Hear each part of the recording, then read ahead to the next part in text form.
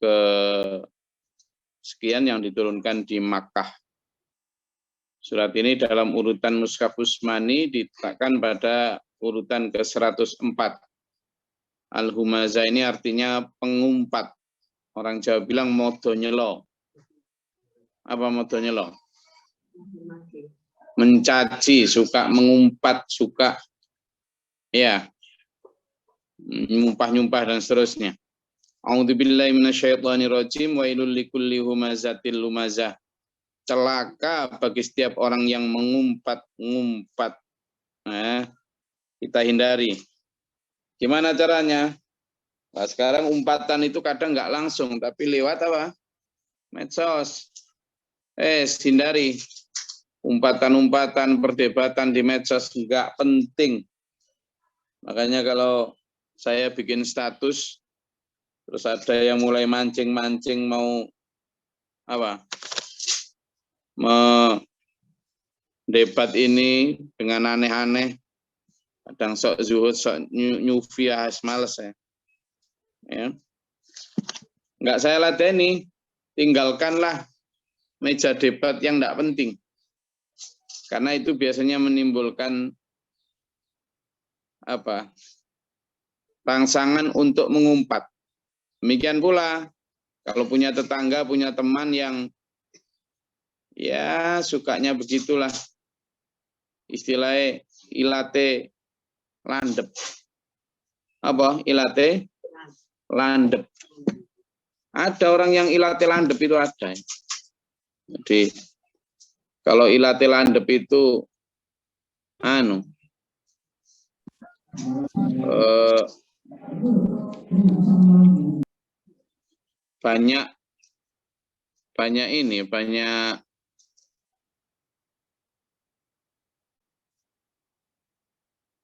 banyak bicara, banyak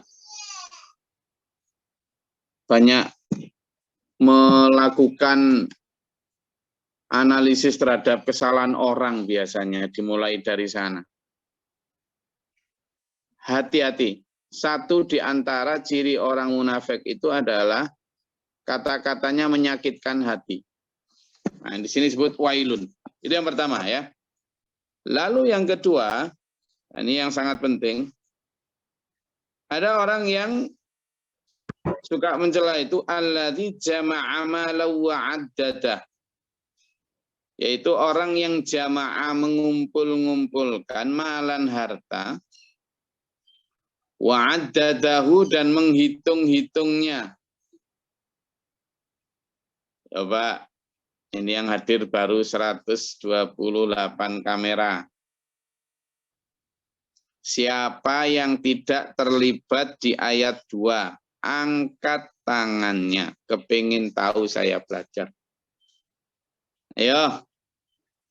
Siapa yang hari-harinya tidak alladzi jama'a malan wa addadahu. Gila. Siapa orang yang hari-harinya tidak dalam proses, tidak dalam ambisi, jama'a amalan, mengumpulkan harta, wa adadahu dan menghitungnya. Siapa? Siapa yang tidak begitu? Wes, gampang ingin wes, karena nggak ada yang mau ngaku ya toh. Siapa yang tidak punya rekening di bank? Angkat tangan.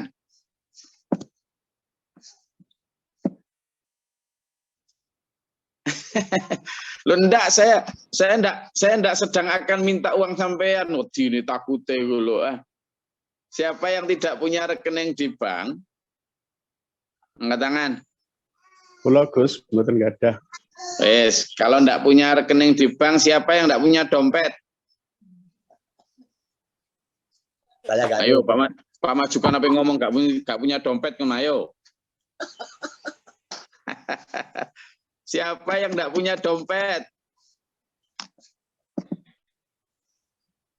Ayo tak kejar terus sih. Enggak ada yang ngaku. Nah, enggak ada berarti. Ketika sampean punya dompet, fungsinya apa? Fungsinya apa? Nyimpunya dompet. Menyimpan, Gus. Menyimpan apa? Menyimpan harta, Gus. Mas Yo, KTP, Gus. Mas Yo, saya tak tanya sekarang. Duit di dompet ada berapa? Ada 200, Gus. Apal toh? Nggih, Gus. Nah, itu menghitung-hitungnya itu. Itu namanya wa'adadahu. Kalau itu misalnya 200 itu, hari ini masih ada 200, begitu nanti siang kok tiba-tiba tersisa 100, sampean tahu nggak? Tahu, Gus. Tahu, berarti hafal. Siapa yang paling pertama sampean tuduh? Iya, diri sendiri, Gus. Iya kan? Jadi tidak ada orang yang tidak begini. Maka alladzi jama'a malahu wa 'addadahu. Ini awalnya tidak salah. Ya, saya ulangi, awalnya tidak salah. Kalau memang mencari rezeki itu ya harus dihitung. No. Hari ini dapat berapa, besok dapat berapa, ya dihitung. Salah? Enggak. Enggak. Hanya ketika itu bisa menjadi salah saat dia mengumpulkan harta itu, dia menghitung-hitung harta itu dengan ambisi agar dia kaya. Karena ambisinya itu kaya sehingga dia pelit. Lalu gimana nggak pelit? Wong memang ada target yang hendak dicapai. Iya, bagi orang yang punya uang 100.000, maka target 1 juta itu kaya. Tapi bagi orang yang punya uang 1 juta, target kayanya adalah 100 juta. Nah, dalam mencapai 100 juta tadi, orang yang punya 1 juta mengumpulkan tiap hari lalu menghitung-hitungnya. Kalau ujuk-ujuk ada kepala ketua panitia pembangunan datang, kira-kira diberikan berapa? Dia sedang menuju 100 juta kok.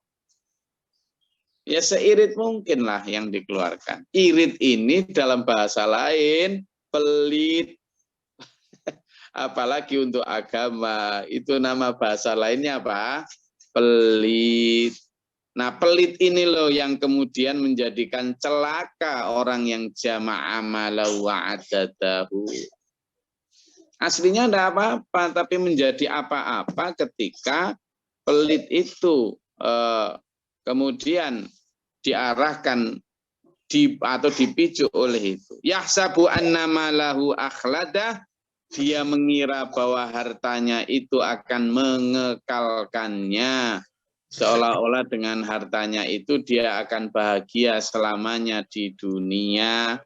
Padahal harta itu mau tidak mau, setuju atau tidak setuju, terpaksa atau sukarela, senang atau tidak, pasti sampean tinggalkan. Ya enggak? Korun itu kurang kaya apa? Sekarang di mana korunnya? Tidak ada hartanya. Jadi harta karun itu dulunya korun. Makanya kalau nemu harta di dalam tanah itu disebut harta karun. Itu hartanya korun. Ayo opo korun ada di sono kok geser ke sini hartanya itu. Tapi ternyata tidak hanya hartanya yang geser, mindsetnya juga geser, nular ke kita. Kita merasa bahwa dengan hartanya itu akan kekal. Makanya para politisi, para pejabat itu enggak ada yang puas. Sudah pun gajinya dijamin setiap bulan, yo tetap nyari tambahan-tambahan. Baik dari pungli, dari korupsi, dari ini, dari itu. Kenapa coba? Ya karena ini. Merasa bahwa hartanya akan mengekalkannya. Ada satu cerita, ini yang terpenting ya. Saya berharap nanti sampean bisa menerangkan kepada orang-orang. Gini loh. Kalau kita lihat di ayat 3 itu, kalimat terakhir atau huruf terakhir atau kata-kata terakhir apa? Hah? Saho, sini ngaji. Akhlada.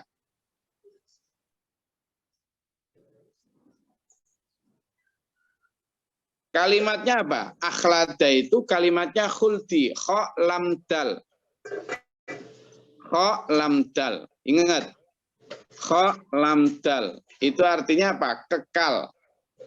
Masih ingat cerita kenapa Nabi Adam terusir dari surga? Awalnya Nabi Adam diciptakan dari saripati tanah, ya toh? Kemudian diciptakan sendirian. Wih, di surga yang sedemikian luas, sedemikian indah, seindah apapun kalau jomblo, ya ndak enak, iya kan?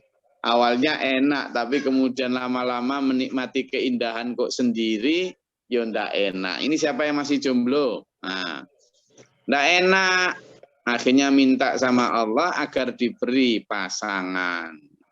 Maka Allah menciptakan Hawa dari tulang rusuk Adam, jadilah pasangan. Jadi lebih hangat dunia ini. Ya toh?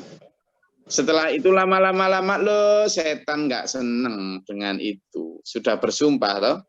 Maka setan kemudian sudah dibilang waktu Allah menciptakan Hawa, Allah berpesan, hei kalian berdua, la taqraba hadhihi syajarah. Kamu bisa makan apa saja, menikmati apa saja. Ada mungkin miliaran jenis makanan dan pohon di sana. Silakan. Satu saja, la taqraba hadhihi syajarah. Jangan kau dekati satu pohon ini. Satu aja yang dilarang. Ya kan? Satu saja yang dilarang. Coba bayangkan. Dari sekian miliar kenikmatan cuma dikasih larangan satu tok, tapi dasar manusia memang sifatnya itu curious, penasaran, itu yang dimanfaatkan setan. Apa coba? Hai Adam, tahu tak kamu itu sebenarnya bisa kekal di surga ini, tapi kamu nggak akan kekal. Lalu terus gimana? Kamu bisa kekal kalau makan pohon kekekalan. Pohon yang bisa membuat kamu kekal. Buah yang bisa membuat kamu kekal. Wah, dibujuk-bujuk. Nabi Adam tidak terbujuk. Lama.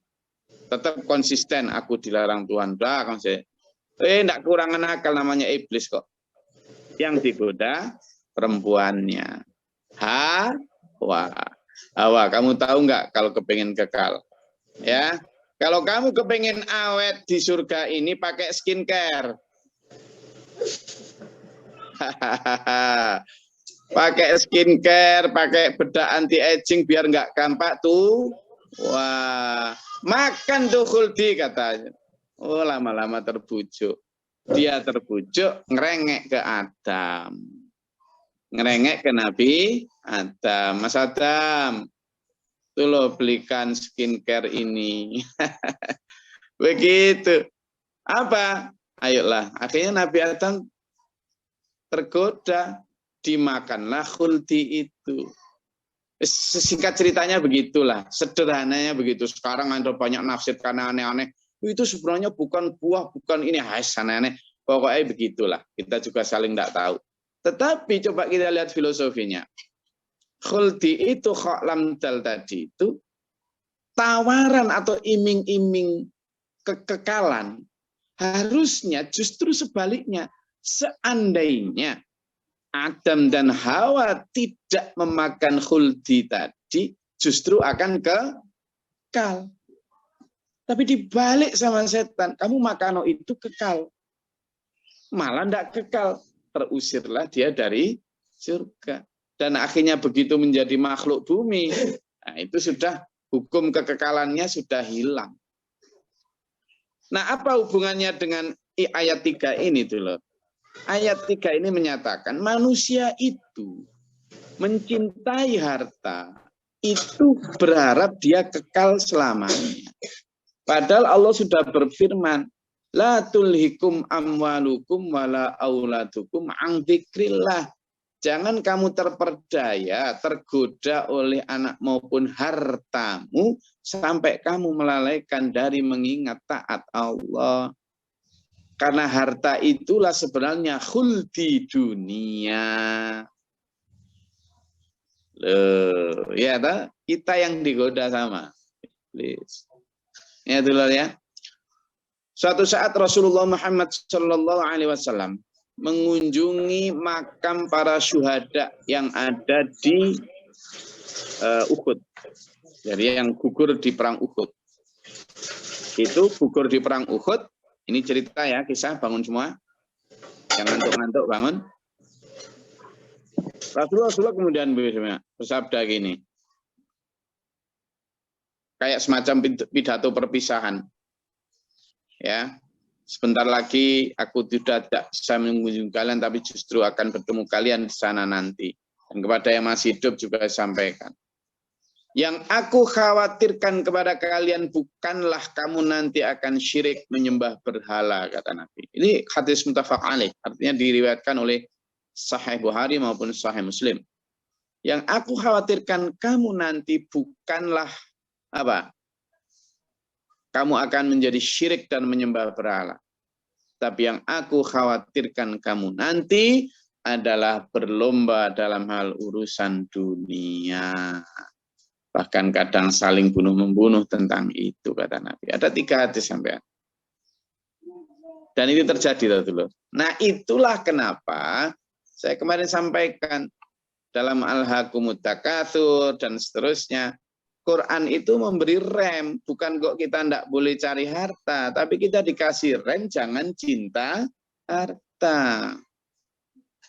Nah, ini yang kemudian manusia kebablasan. Sehingga wa tuhibbunal mala hubban jamma. Kamu mencintai harta secara berlebihan, secara cinta nemen. Itu akhirnya terjerumus dalam ketidakkekalan iman. Kalau dulu, ini ingat lagi, Nabi Adam begitu makan buah khuldi, langsung terlepas baju-baju surganya. Ya, hilang. Sehingga Nabi Adam mengambil daun-daun surga untuk menutupinya. Kalau kita di dunia ini makan khuldi, godaan harta itu, ambisi terhadap harta itu, maka pakaian takwa kita mesti hilang. Libasut takwa itu hilang. Buktinya apa? Orang kalau sudah rakus terhadap harta, maka hilang rasa malu, hilang rasa takut terhadap ancaman Allah. Halal haram diterabas, pelit setengah mati, lupa akhirat. Itu pakaian-pakaian takwa yang luntur dari manusia ketika manusia makan khuldi dunia. Nyambung?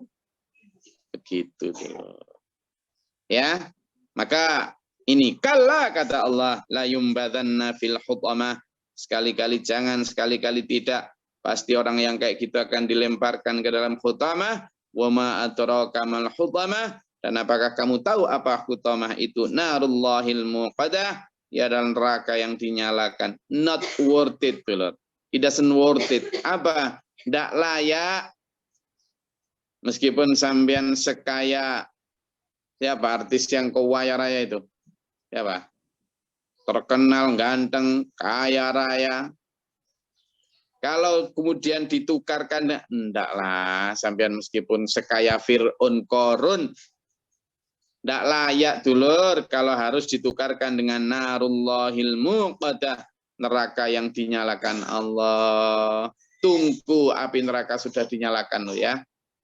A'udzubillahi min dzalik, a'udzubillahi min dzalik. Allati tattali'u 'alal afidah, yang kalau itu dinyalakan akan membakar sampai lubuk hati manusia. A'udzubillahi min dzalik. Innaha 'alaihim muqsadah.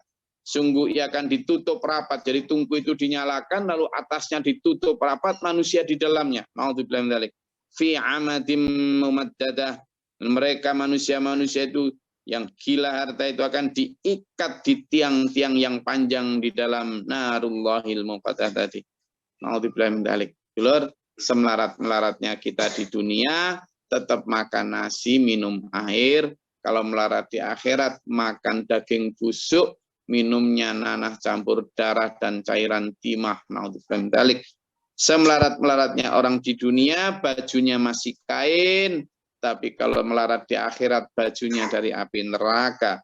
semelarat-melaratnya orang di dunia masih rumah dari bambu, paling jelek rumah dari kardus. Tapi kalau di akhirat rumah sepanjang mata memandang api. Karena itu sudahlah ya. Ayo kita alihkan pandangan hidup kita, banting setir mengikuti aturannya Allah. Oke, saya rasa itu surat Al-Humazah kandungannya. Silakan kalau ada yang mau ditanyakan, monggo. Silakan Mas Bayu. Ini Gus, tentang mencela Gus. Dan kita itu lepas kontrol di saat kita emosi. Mengumpat. Nah, apa yang saya lakukan untuk mengurangi atau menghilangkan kebiasaan mencela itu Gus? Ngapunten. Ya, ini pertanyaan sulit Mas Wahyu. Soalnya saya pun masih sering begitu. Saya masih kena ini penyakit ini. Caranya apa? Umpatan itu biasanya diawali emosi yang tidak terkendali, amarah. Umpatan itu biasanya dimulai dari gitu. Maka Quran memberikan kita jelas itu. Apa? Wal kadhiminal ghaidh. Pertama itu kita harus mampu menahan amarah. Jadi menunda minimal. Jadi kalau mau marah, aku marah, oke, aku tak marah, tapi nanti aja dah. Enggak sekarang. Kadang-kadang itu spontan. Nah, kemampuan kita untuk holding, untuk menahan ini yang harus kita latih betul. Makanya ajaran Pak Guru itu kan melatih diri mengetahui musuh gaib setan. Latihan bahwa amarah itu dipicu setan, sehingga kita harus latihan juga mengetahui itu setan, kita kemudian latihan menahan diri. Lalu yang kedua, setelah menahan amarah, supaya juga kita tidak muncul caci maki, kita juga harus wal'afina 'anin nas, memaafkan orang yang salah sama kita. Sehingga ketika ada orang yang salah, setelah amarah bisa ditahan, kita tidak terpancing untuk membahasnya sesudahnya. Tidak ada dendam, karena kita maafkan, ya sudahlah, sing waras ngalah. Begitu. Tapi ini enak diucapkan Mas Ayu, tapi sulit dijalankan. Tapi tetap harus saya sampaikan. Karena ini saya juga menasihati diri saya sendiri. Iya, kalau sudah marah itu kebun binatang keluar itu. Jadi nama-nama binatang di kebun binatang keluar semua. Mulai dari biawak, buaya, Nah ini yang harus kita hindari. Maka kata Nabi, kalau sampean sedang berjalan dan marah, berhenti dulu. Kalau berhenti masih marah, duduk, cooling down.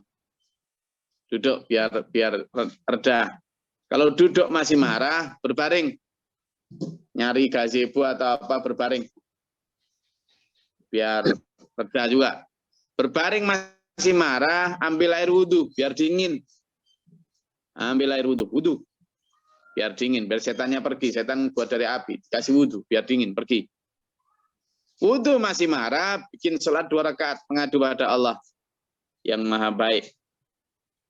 Ya, buat sholat 2 rakaat, sholat istighfar, sholat tobat. Sholat 2 rakaat masih marah, mati ay. Ada itu dalam Al-Quran kalimatnya, mutu bi ghaidikum, orang-orang kafir yang masih benci sama Rasulullah itu, matilah kamu dengan kemarahanmu. Jangan ya, jangan mati. Maksudnya jangan mati wae. Tadi mau masa udah sampai sholat tuh masih marah. Maka itu satu di antara ikhtiar kita untuk menahan diri dari amarah ya. Jadi karena umpatan-umpatan itu sering muncul dari spontanitas karena jengkel. Lalu ayo kita mulai jaga lisan kita, dikurangi umpatan-umpatan itu. Saya kadang masih terbawa emosi itu. Saya itu kan orangnya pemarah ya. Jadi ini Mas Wahyu sebenarnya nyindir saya ini. Gitu Mas Wahyu ya, ayo belajar bareng. Saya rasa itu kajian kita pada pagi hari ini. Insya Allah kita lanjutkan besok di waktu dan kesempatan yang sama. Dan mudah-mudahan Allah merahmati kita. memberi kita semangat. Hari ini ada pelajaran baru, yakni tentang khulti dan tentang larangan mengumpat, mengurangi amarah dan mengurangi kata-kata kotor. Jadi lebih bersih, today better than yesterday, and tomorrow better than today. That's must be like that, ya. Dan Allah rahmati kita. Nah, amin. Allahumma shalli alaihi. Allahumma fil mu'minin wal mu'minat. Allahumma atina fi man hadayta wa afina fi man afayta wa lana fi man tawallayt wa barik lana fi ma atayta wa qina syarra ma qadayta innaka la tughfir. Astaghfiruka wa atubu ilaik.